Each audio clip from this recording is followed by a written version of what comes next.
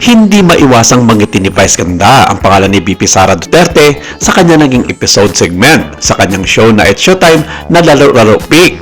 Isa kasi sa mga contestant na nasabing segment ang nagbiro sa kanya at nagsabi na tumakbo siya sa mataas na posisyon sa darating na 2028 presidential election. Sinabi kasi nito na iboboto niya si Vice Ganda kung sakasakali dahil marami na itong natutulungang mga tao dahil sa kanyang angking kabaitan.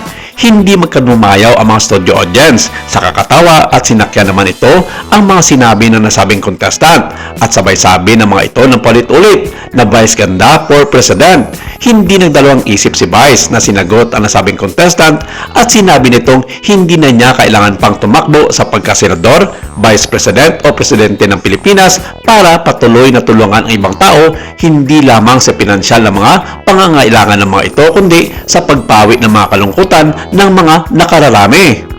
Pero pinagsabihan niya ang contestant na kung sakasakali pumilin ang taong kanyang iluluklok sa gobyerno, lalong-lalo na sa mga matataas na posisyon dahil may banta raw sa pagpapabagsak lalo na sa mga kabuhayan ng mga nakararaming mga Pilipino sa isang taong nangangarap pangunahan ang bansa sa kabila ng mga samot-saring mga kontrobersiya ang hinaharap nito sa taong bayan.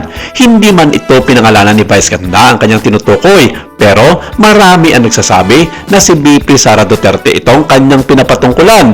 Ito'y base na rin sa mga naging komento ng mga netizens matapos may upload nito ang video ng nasabing segment show sa YouTube platform ng ABS-CBN kung saan karamihan sa mga sinasabi ng mga ito ay walang iba kundi si Vice President Sara Duterte. Samantala, pagkatapos nito, nagbigay din ng wish ang Kabugabo Star at MMFF 2025 Best Actor na si Vice Ganda para sa ABS-CBN at pati na rin sa buong Pilipinas. Saad niya, mag-wish ako para sa mga taga-ABS-CBN. Sana maging successful ang mga programang imamount nyo at sana magkaroon pa kayo ng maraming opportunity sa platforms para makabawi-bawi naman ang kumpanya. Sa vlog device ay pinakita niya ang ilang magagandang spot sa loob ng Hong Kong Disneyland kung saan sila nagsushoot ng pelikulang Call Me Mother kasama si Nadine Lostre na nakapanayam niya para sa kanyang YouTube channel.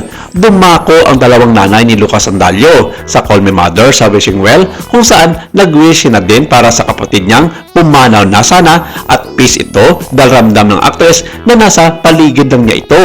Si Vice Ganda naman, bukod sa good health ng buo niyang pamilya, kasama rin ang pamilya ng partner niyang si Ian Perez ay sinama niya ang Kapamilya Channel kung saan siya ay kasalukuyang nagtatrabaho.